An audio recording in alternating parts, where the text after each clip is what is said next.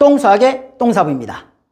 자, 수학공부법 3탄입니다. 자, 오늘 이제 선생님이 다뤄줄 내용은요, 바로 고등학교 수학 무엇을 배우나. 그쵸? 궁금합니다. 고등학교 때 이제 뭐 배우느냐.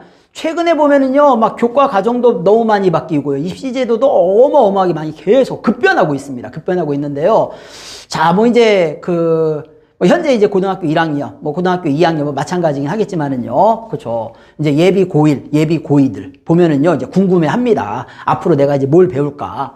자, 일단은요, 고등학교 1학년에 딱 들었으면은요, 수학이라는 과목이 있습니다. 수학. 뭐 이제 뭐 고등수학이라고도 하고요. 수학이라고 하는데 이제 정확한 명칭은 이제 수학이죠. 수학. 이 수학을 상하로 나누어 가지고서 뭐 이제 1학기, 2학기 이런 식으로 이제 진행을 합니다. 이런 식으로 진행을 해요. 그러니까 대부분 이제 1학년 때는요, 이 수학이라는 과목 한 개만 가지고서 진행을 합니다. 진행을 해요. 자, 그러다가 이제 2학년으로 이제 들어서게 되면은요, 2학년으로 들어서게 되면은 과목이 갑자기 엄청 많아집니다. 엄청 많아져요. 이제 사실은 엄청 많아지는 건 아니고요. 이제 두 과목씩 이게 병행을 해서 이제 진행을 합니다. 뭐 세 과목 병행하는 경우들은 없습니다만 대부분, 그쵸? 거의 대부분 이제 수학 1과 수학 2라는 과목이 있습니다. 수학 1과 수학 2 과목을 병행을 하거나 아니면은, 그쵸? 수학 1과 확률과 통계를 병행하는 경우도 있긴 한데요. 최근에 봤을 때는 대부분의 학교들이 수학 1과 수학 2, 일단 수학 1은 쭉 진행을 해요. 고등학교 2학년 때 거의 끝냅니다. 요거는요. 수학 1은 다 끝내고, 수학 2도 고등학교 2학년 때 끝냅니다. 끝내요. 이제 문제가 되는 거는요, 이제 이 부분이 문제가 됩니다. 뭐 이제 예를 들어가지고 수학 1을 1학기 때 끝내고, 그쵸? 뭐, 그 다음에 이제, 확률과 통계를 2학기 때 끝내고, 수학 2를 뭐 1, 2학기에 거쳐서 가게 되면은 2학년 때 하나, 둘, 세 과목이 이제 끝나게 되는 것이죠. 끝나게 됩니다. 그쵸? 그렇게 되면 이제 미적분이라는 과목이 남게 돼요. 미적분. 그쵸? 그러면 이제 미적분이라는 과목은 이제 또 언제 배우게 되는 거죠? 고등학교 3학년 때 이제 배우게 된다는 얘기입니다. 그러면은 3학년 1학기 내신까지 내가 대비를 해야 되기 때문에 어쩔 수 없이 이제 이 과목에 매여 있다 보면은 수능 준비할 시간이 안 나온다는 얘기입니다. 그렇기 때문에 이제 그런 부분들을 여러분들이요, 이제 교과 과정 자체는 이렇게 진행이 되고 있는데, 요때에 여러분들이, 이 미적분이라는 과목을 어떤 식으로 처리하냐. 특히 이제 이과 같은 경우가 문제가 된다는 얘기입니다. 이과 지망생들 같은 경우에는요. 문과 지망생들 같은 경우에 문제가 되진 않아요. 그쵸? 예를 들어서 2학년 때까지 확률과 통계가 다 끝났다라고 하면, 근데 이제 이것도 문제죠. 인문계 학생인데, 나는, 그쵸? 인문계열을 지나갈 학생인데, 확률과 통계를 3학년 때 나갑니다. 그럼 3학년 때 나가면 수능 준비는 4학년 때 할 겁니까? 이것도 문제가 되는 거예요.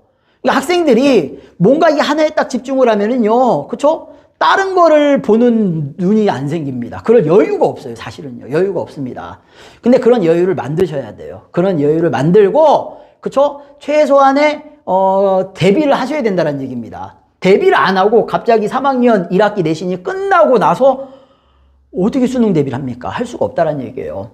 자, 고등학교 수학 무엇을 배우는가? 배우는 과목은 이제 다음과 같습니다. 수학 같은 경우에는 내신에만 이제 집중하시면 되겠죠. 그렇죠? 하지만 연결이 되는 과목이에요. 가장 기본이 되는 과목이란 얘기입니다. 탄탄하게 잘 다져 놓으셔야 될 것이고요.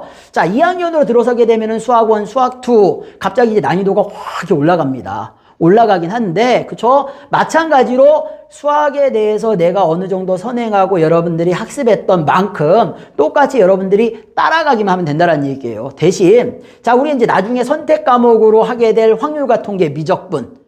그쵸? 뭐 기하가 있다는 얘기입니다. 뭐 인문계열 같은 경우에는 수능을 볼 때 이제 확률과 통계를 선택할 가능성이 이제 가장 높을 거고요. 자, 이과 같은 경우에는 서울 상위권 대학에서는 미적분과 기하 중에서 선택하라고 했습니다. 미적분과 기하 중에 선택하라고 했는데 거의 대부분 모든 학생들이 미적분을 선택하지 않을까? 그렇게 선생님이 좀 예상을 해봅니다. 예상을 해본다는 얘기예요.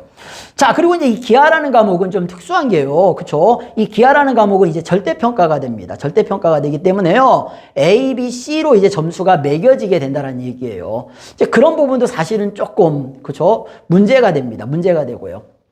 왜냐면요, 그쵸? 이 경쟁을 하는 과목이 아니라 뭔가 이렇게 등급을 조금 뭐 A, B, C, 뭐 중학생도 아니고요. 그런 식으로 등급을 매기다 보면은요, 이 과목에 대한 집중도가 떨어지게 되고요. 그러다 보면은 나중에 이과 학생들 같은 경우에는 당연히 선택을 등한시하지 않겠느냐. 또 과목 자체가 어렵습니다. 어렵기 때문에요. 뭐 미적분도 어렵긴 하겠지만은요. 따라서 자, 이러한 과목들이 이제 우리가 배우게 되는 것이고요. 수능에서 여러분들이 나중에 그쵸 보게 될 과목은 수학 1, 수학 2가 이제 공통이 되는 것이고요. 그 다음에 확률과 통계, 미적분, 기하 중에서 한 과목을 택하는데 인문계열 같은 경우에는 확률과 통계를 택할 가능성이 가장 높고요. 이과 같은 경우에는 미적분을 택할 가능성이 높을 것이고, 그나마 이제 서울 상위권 대학을 지원하지 않는 학생들 같은 경우에는 뭐 확률과 통계로 가는 경우들도 있긴 하겠죠. 확률과 통계로 가는 경우도 있긴 할 텐데, 뭐 이제 이런 부분들을 우리가 배우고 여러분들이 하나씩 계획을 좀 미리 좀 세워서, 그쵸? 조금 한 발만 앞서서 나갈 수 있다라고 하면은, 그쵸? 뭔가 대비를 할 수 있지 않겠냐라는 얘기입니다. 무엇을 배우는지 아셔야지, 그쵸? 미리 대비를 할 거 아닙니까? 따라서 스님이 이렇게 소개해 드렸으니까는요, 앞으로도 계속 이런 영상을 올려드릴 거예요. 내가 어떤 식으로 공부하면 좋겠느냐라고 올려드릴 테니까, 그러한 영상들과 선생님이 올려주는, 그쵸? 뭐 개념이나 문제풀이 강의들 열심히 보면서 잘 실력을 쌓아가지고 여러분이 원하는 꿈을 찾아서 갈 수 있도록 해 주십시오. 자, 복습하는 거 잊지 마시고요.